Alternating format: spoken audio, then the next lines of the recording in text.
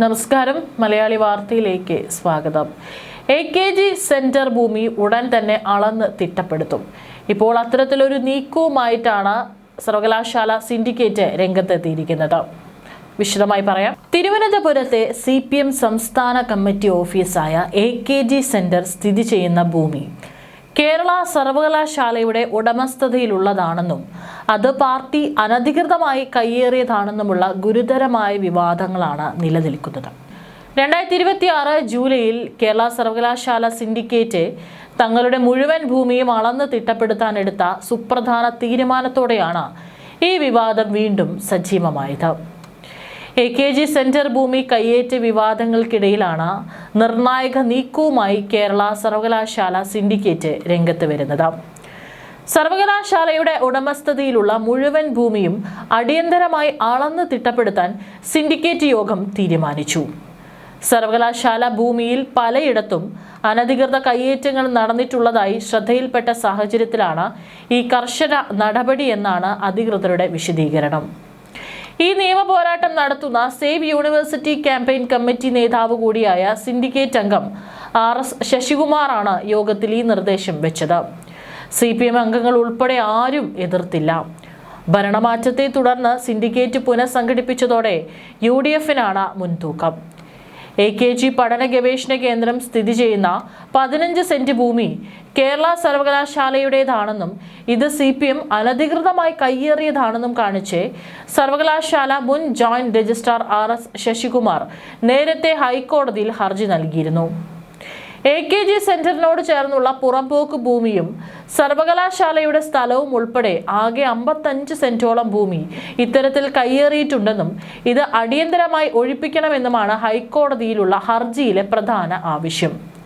ഭൂമി കയ്യേറ്റ പരാതിയിൽ തൽസ്ഥിതി അറിയിക്കാൻ നിർദ്ദേശിച്ച് ചാൻസലർ കൂടിയായ ഗവർണർ നൽകിയ കത്ത് ഇന്നലെ സിൻഡിക്കേറ്റ് യോഗത്തിൽ വന്നപ്പോൾ കോടതിയിലിരിക്കുന്ന വിഷയത്തിൽ ചർച്ച വേണ്ടതാണ് CPM അംഗങ്ങൾ പറഞ്ഞത്. അത് അംഗീകരിച്ചെങ്കിലും സർവകലാശാലയുടെ ഭൂമി അളന്ന് തിട്ടപ്പെടുത്തണമെന്ന നിർദ്ദേശം പിന്നാലെ ഉയർന്നു. അധ്യക്ഷത വഹിച്ച വൈസ് ചാൻസലർ ഡോക്ടർ മോഹൻ കുന്നുമ്മലും അതിനെ പിന്തുണച്ചു. പാളയത്തെ ആസ്ഥാനത്തിന് പുറമെ സർവകലാശാലയുടെ ഉടമസ്ഥതയിലുള്ള യൂണിവേഴ്സിറ്റി സ്റ്റേഡിയം, PMGയിലെ university student centre, Karyavattom campus, ആക്കുളത്തെ ഭൂമി എന്നിവയും അളന്ന് കയ്യേറ്റമുണ്ടായോ എന്ന് കണ്ടെത്താനാണ് നീക്കം. അതിലാണ് AKG സെന്ററും ഉൾപ്പെടുന്നത്. ഇതിനുള്ള നടപടികൾ വൈകാതെ ആരംഭിക്കും. 1977 കോൺഗ്രസ് നേതൃത്വം നൽകുന്ന സർക്കാരിന്റെ കാലത്താണ് AKGക്ക് സ്മാരകമായി പഠന ഗവേഷണ കേന്ദ്രം നിർമ്മിക്കാൻ സർവകലാശാല ആസ്ഥാനത്തെ ഭൂമിയിൽ നിന്ന് 2 തവണയായി 34 സെന്റ് അനുവദിച്ചത്. ഇത് പിന്നീട് CPMന്റെ സംസ്ഥാന ആസ്ഥാനമായി. അനുവദിച്ചതിലും ഏറെ ഭൂമി കയ്യേറിയെന്നാണ് പാർട്ടിക്കാർക്കെതിരായ പരാതി. ഭൂമി അനുവദിച്ചതുമായി ബന്ധപ്പെട്ട രേഖകളെല്ലാം സർവകലാശാലയിൽ നിന്നും സർക്കാർ വകുപ്പിൽ നിന്നും കാണാതായിരുന്നു. AKG പഠന ഗവേഷണ കേന്ദ്രവും CPMഉം നിലവിൽ കൈവശം വെച്ചിരിക്കുന്ന പുറമ്പോക്ക് ഭൂമി പണ്ട് തിരുവിതാംകൂർ മഹാരാജാവ് സർവകലാശാലയ്ക്ക് പ്രത്യേകമായി പതിച്ചു നൽകിയതാണെന്ന് ഹർജിയിൽ വ്യക്തമാക്കുന്നുണ്ട്. ഈ ഭൂമിയിൽ നിന്നാണ് CPMന് യാതൊരുവിധ നിയമപരമായ അവകാശവുമില്ലാത്തത്.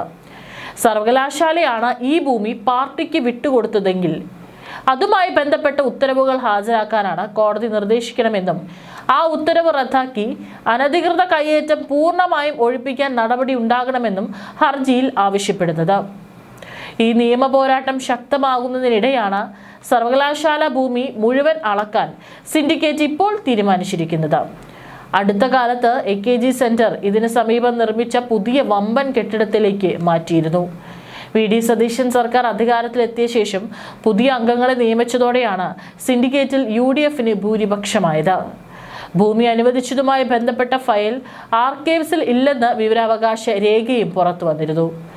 1977 AK ആന്റണി മുഖ്യമന്ത്രിയായിരുന്നപ്പോൾ AKG പഠന ഗവേഷണ കേന്ദ്രം ആരംഭിക്കുന്നതിന് AKG സ്മാരക സമിതിക്ക് കേരള സർവകലാശാലയോട് ചേർന്നുള്ള ഭൂമി കൈമാറിയത് സംബന്ധിച്ച ഫയൽ ആർക്കൈവ്സിന് കൈമാറിയെന്നായിരുന്നു റവന്യൂ വകുപ്പ് വിവരാവകാശ നിയമപ്രകാരം നേരത്തെ അറിയിച്ചിരുന്നത്.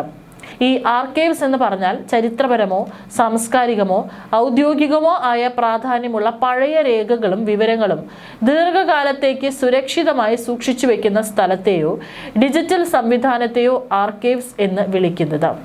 ഔദ്യോഗിക വിവരങ്ങൾ ഭാവി തലമുറയ്ക്കായി പരിശോധിക്കാനും പഠിക്കാനുമാണ് ഇവ ഉപയോഗപ്പെടുത്തുന്നത്. കേരളത്തിന്റെ ചരിത്ര രേഖകളും പുരാവസ്തു രേഖകളും സംരക്ഷിക്കുന്ന വകുപ്പ്. കൂടുതൽ വിവരങ്ങൾ കേരള സംസ്ഥാന ആർക്കൈവ്സ് വകുപ്പ് സന്ദർശിച്ചു കഴിഞ്ഞാൽ മനസ്സിലാകും. കേന്ദ്ര സർക്കാരിനുമുണ്ട് ഇത്തരത്തിൽ പഴയ രേഖകൾ സൂക്ഷിക്കുന്ന സ്ഥാപനം. നാഷണൽ ആർക്കൈവ്സ് ഓഫ് ഇന്ത്യ എന്നാണ് അറിയപ്പെടുന്നത്. ഏതായാലും ഈ ആർക്കൈവ്സിൽ ഇപ്പോൾ ഈ ഫയൽ ഇല്ലെന്നാണ് വിവരാവകാശ രേഖ. എങ്കിൽ അത് എവിടെ പോയി? അതൊരു ചോദ്യമാണ്. ആരാണ് ആ ഫയൽ പൂഴ്ത്തിയത്? ഇടതുപക്ഷ സർക്കാരിന്റെ കാലത്താണ് ഈ ഫയലുകൾ അപ്രതീക്ഷിതമായതെന്നും ആക്ഷേപമുണ്ട്. AKGയുടെ മരണത്തെ തുടർന്ന് EMS ചെയർമാനും EK നായനാർ സെക്രട്ടറിയുമായി AKG സ്മാരക സമിതി ഉണ്ടാക്കി. CPM നേതാക്കളായിരുന്ന MV Raghavan, TK Ramakrishnan എന്നിവർ മുഖ്യമന്ത്രി ആന്റണിയെ കണ്ട് AKGയുടെ പേരിൽ ഗവേഷണ കേന്ദ്രം സ്ഥാപിക്കുന്നതിന് ഭൂമി ആവശ്യപ്പെട്ടു. ഇതിന്റെ അടിസ്ഥാനത്തിലാണ് സർവകലാശാലയ്ക്ക് നൽകിയ ഭൂമിയിൽ നിന്നുള്ളത് അനുവദിച്ചത്. എന്നാൽ ഇത് എത്ര സെന്റാണെന്ന തർക്കം നിലനിൽക്കുന്നു. ഭൂമി അനുവദിച്ച ഉത്തരവ് ലഭ്യമായാലേ വ്യക്തത വരൂ.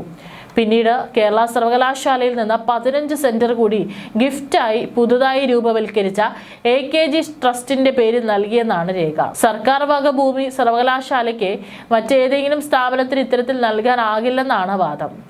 ഈ ഭൂമി ഇതുവരെ പതിച്ചു നൽകിയിട്ടില്ല. 2018 റീസർവേ പ്രകാരം AKG സെന്ററിന് 55 സെന്റ് കൈവശമുണ്ടെന്നും ഭൂമി പുറമ്പോക്കാണെന്നും അതുകൊണ്ട് തണ്ടപ്പേര് പതിക്കുകയോ കരമൊടുക്കുകയോ ചെയ്യുന്നില്ലെന്നും വിവരാവകാശ രേഖകൾ പറയുന്നു. ഏതാവശ്യത്തിനാണോ ഭൂമി അനുവദിച്ചത് അതിനല്ലാതെ ഉപയോഗിച്ചാൽ അത് അസാധുവാകുമെന്നാണ് വ്യവസ്ഥ. ഇക്കാര്യം ഉന്നയിച്ചാണ് സേവ് യൂണിവേഴ്സിറ്റി ക്യാമ്പയിൻ കമ്മിറ്റി ഹൈക്കോടതിയിൽ കേസ് നൽകിയത്. കമ്മ്യൂണിസ്റ്റ് പാർട്ടി ഓഫ് ഇന്ത്യ അഥവാ CPIMന്റെ കേരള സംസ്ഥാന കമ്മിറ്റി ഓഫീസ് ആസ്ഥാനമാണ് AKG സെന്റർ.